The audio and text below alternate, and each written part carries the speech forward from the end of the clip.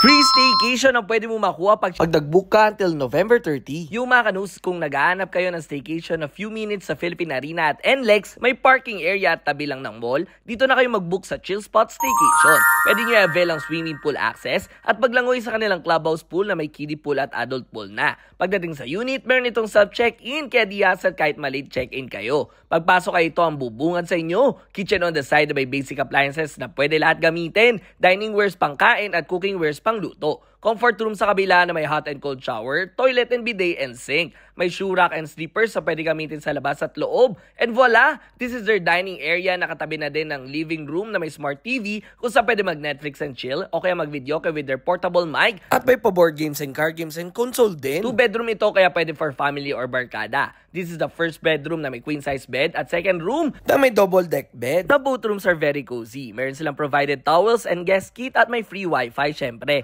At lahat ng magbubook until November 30 ay may chance manalo ng free staycation. This is the rates kung gusto nyo i-book o ano pa hinihintay nyo. Tara na dito sa Chill Spot Staycation sa Marilao, Bulacan. Let's go!